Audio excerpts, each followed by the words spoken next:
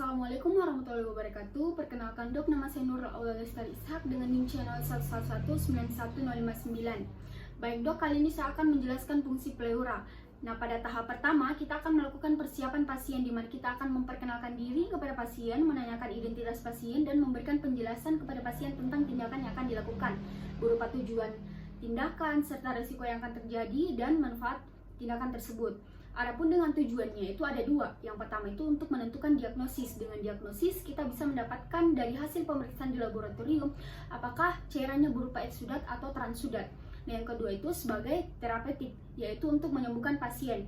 Jadi kita dengan mengeluarkan cairan dari rongga pleura ini, kita dapat mengurangi tekanan pada paru-paru yang kadang-kadang bahkan apabila terlalu tinggi itu akan menyebabkan paru-paru menjadi kolaps. Dengan demikian kita mengeluarkannya agar tekanannya lebih berkurang. Pasien bisa bernafas lebih enak dan serta tidak terasa berat lagi di dinding dada, seperti bagaimana apabila pasien mengalami efusi pleura. Lalu selanjutnya kita akan mengevaluasi kembali lokasi fungsi dengan cara pemeriksaan fisik dan melihat fototoraks. Fungsi dilakukan di tempat perkusi yang paling redup di garis aksilaris posterior. Tusukan harus dilakukan di atas tulang iga agar tidak mengenai pembuluh darah dan saraf interkostal. Selanjutnya pada tahap kedua, yaitu persiapan alat dan bahan. Yang pertama itu sarung tangan steril, spuit 5 cc dan 50 cc, kateter vena nomor 16, 3-way stopcock, blood set, lidocaine 2%, alkohol 70%, betadine, kasa steril, plaster, dan beberapa tabung atau spuit untuk pemeriksaan spesimen. Lalu yang tahap ketiga itu ada tahap prosedur. Pasien diinstruksi posisi duduk atau setengah duduk, menghadap sandaran kursi dengan lengan atas berada di sandaran kursi, di atas sandaran kursi. Menentukan tempat aspirasi dengan pemeriksaan fisik dan dengan bantuan fototoraks. Lalu memberi tanda daerah yang akan difungsi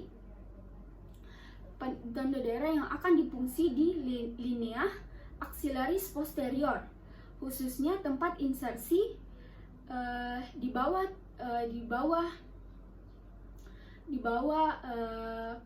paling redup pada pemeriksaan perkusi di ruang interkostal dan tepi atas iga. Lalu disinfeksi dengan kasa steril yang diberi betadine dengan mengarah dalam ke luar. Lalu ulangi kembali dengan alkohol 70%. Pasangkan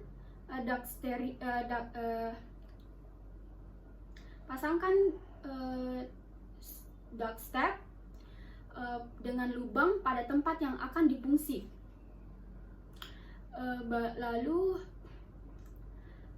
Lalu anestesi lokal dengan lidocaine 2%, 3-4 cc dengan spuit 5 cc. Diinfiltrasikan anestesi lokal intradermal. Tunggu beberapa saat kemudian, lanjutkan ke arah dalam hingga terasa jarum menembus pleura. Jika jarum menembus pleura, lalu dilakukan aspirasi di dalam kafum pleura sampai spuit penuh. Lalu spuit dicabut. Luka bekas tusukan segera ditutup dengan kasa betadine. Selanjutnya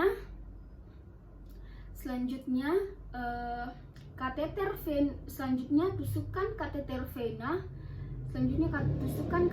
vena nomor 16 di tempat tusukan jarum anestesi lokal, dan apabila telah menembus pleura, maka membrane jarum dicabut. Sambungkan bagian pangkal jarum dengan three-way stopcock dan spuit 50 cc. Lalu lakukan aspirasi sampai cairan memenuhi spuit 50 cc.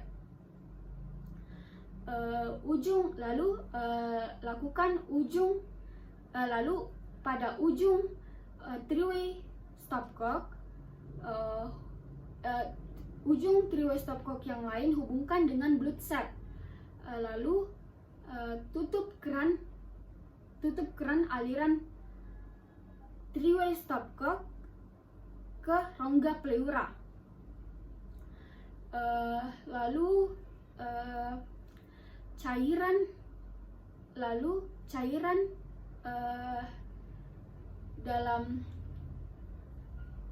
dalam spuit dibuang melalui aliran blood set.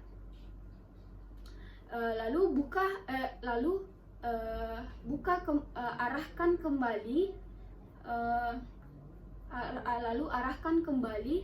keran three-way stopcock ke rongga pleura. Lalu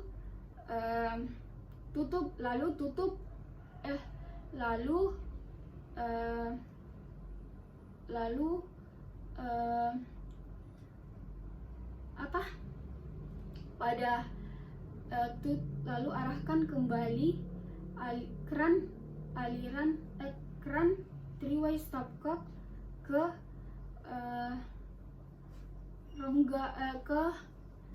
blood set. Setelah itu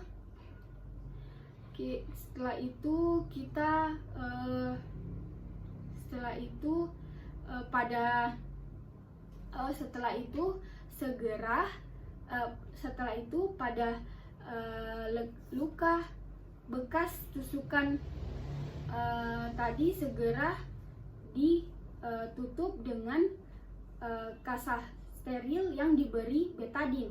Lalu spesimen segera diberi label dan dikirim untuk pemeriksaan. Sekian penjelasan saya, kurang lebihnya mohon dimaafkan. Assalamualaikum warahmatullahi wabarakatuh.